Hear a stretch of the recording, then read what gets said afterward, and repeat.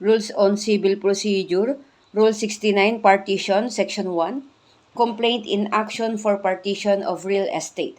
A person having the right to compel the partition of real estate may do so as provided in this rule, setting forth in his complaint the nature and the extent of his title and an adequate description of the real estate of which partition is demanded, and joining as defendants all other persons interested in the property. Section 2. Order for partition and partition by agreement thereunder. If after the trial the court finds that the plaintiff has the right thereto, it shall order the partition of the real estate among all the parties in interest. Thereupon, the parties may, if they are able to agree, make the partition among themselves by proper instrument of conveyance, and the court shall confirm the partition so agreed upon by all the parties, and such partition, together with the order of the court confirming the same, shall be recorded in the registry of deeds of the place in which the property is situated. A final order decreeing partition and accounting may be appealed by any party aggrieved thereby. Section 3. Commissioners to make partition parties full when parties fail to agree. If the parties are unable to agree upon the partition, the court shall appoint not more than 3 competent and disinterested persons as commissioners to make the partition, commanding them to set off to the plaintiff and to each party in interest such part and proportion of the property as the court shall direct. Section 4. Oath and duties of commissioners. Before making such partition, the commissioners shall take and subscribe an oath that they will faithfully perform their duties as commissioners, which oath shall be filed in court with the other proceedings in the case. In making the partition, the commissioners shall view and examine the real estate. After due notice to the parties to attend at such view and examination, and shall hear the parties as to their preference in the portion of the property to be set apart to them, and the comparative value thereof, and shall set apart the same to the parties in lots or parcels as will most advantageous and equitable, having due regard to the improvements, situation, and quality of the different parts thereof.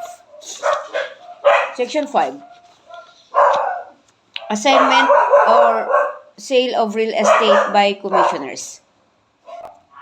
Section 5. Assignment or sale of real estate by commissioners. When it is made to appear to the commissioners that the real estate or a portion thereof cannot be divided without prejudice to the interests of the parties, the court may order it assigned to one of the parties willing to take the same, provided he pays to the other parties such amount as the commissioners deem equitable, unless one of the interested parties asks that the property be sold instead of being so assigned, in which case the court shall order the commissioners to sell the real estate at public sale under such conditions and within such time as the court may determine. Section 6. Report of Commissioners' proceedings not binding until confirmed. The commissioners shall make a full and accurate report to the court of all their proceedings as to the partition or the assignment of real estate to one of the parties or the sale of the same.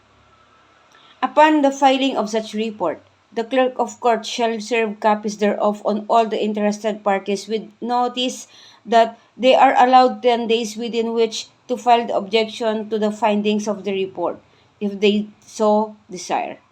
No proceeding had before or conducted by the commissioners shall pass the title to the property or bind the parties until the court shall have accepted the report of the commissioners and rendered judgment thereon. Section 7. Action of the court upon commissioner's report. Upon the expiration of the period of 10 days referred to in the preceding section, or even before the expiration of such period but after the interested parties have filed their objections to the report or their statement of agreement therewith, the court may, upon hearing, accept the report and render judgment in accordance therewith, or, for a cause shown, recommit the same to the commissioner for the further report of facts, or set aside the report and appoint new commissioners, or accept the report in part and reject it in part. It may make such order and render such judgment as shall effectuate a fair and just partition of the real estate or of its value, if assigned or sold as above provided between the several owners thereof. Section 8. Accounting for rent and profits in action for partition. If an action for partition in accordance with this rule, a party shall recover from another his just share of rents and profits received by such other party from the real estate in question, and the judgment shall include an allowance for such rents and profits. Section 9. Power of guardian in such proceedings. The guardian or guardian ad litem of a minor or person judicially declared to be incompetent may, with the approval of the court first head, do and perform on behalf of his ward any act, matter, or thing respecting the partition of real estate, which the minor or person judicially declared to be incompetent could do in partition proceedings if he were of age or competent. Section 10. Costs and expenses to be taxed and collected. The court shall equitably tax and apportion between or among the parties the costs and expenses which accrue in the action, including the compensation of the commissioners, having regard to the interest of the parties, and execution may issue therefore as in other cases. Section 11. The judgment and its effect, copy of recorded in the Registry of Deeds. If actual partition of property is made, the judgment shall state definitely by metes and bounds an adequate description, the particular portion of the real estate assigned to each party, and the effect of the judgment shall be to vest in each party to the action in severalty the portion of the real estate assigned to him.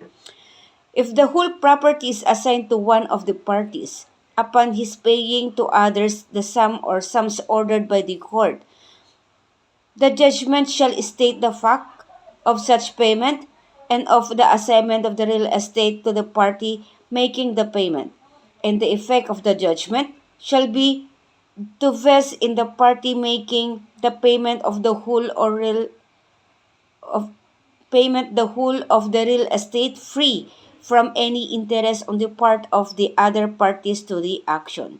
If the property is sold and the sale confirmed by the court, the judgment shall state the name of the purchaser or purchasers and a definite description of the parcels of real estate sold to each purchaser. And the effect of the judgment shall be to vest the real estate in the purchaser or purchasers making the payment or payments, free from the claims of any of the parties to the action. A certified copy of the judgment shall in either case be recorded in the registry of deeds of the place in which the real estate is situated, and the expenses of such recording shall be taxed as part of the cost of the action. Section 12.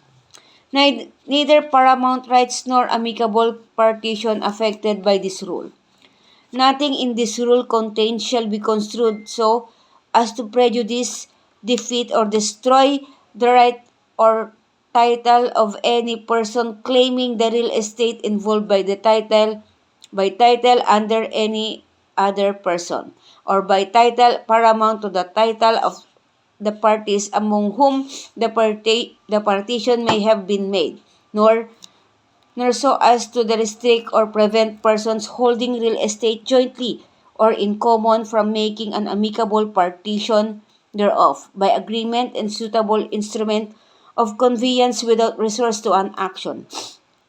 Section 13.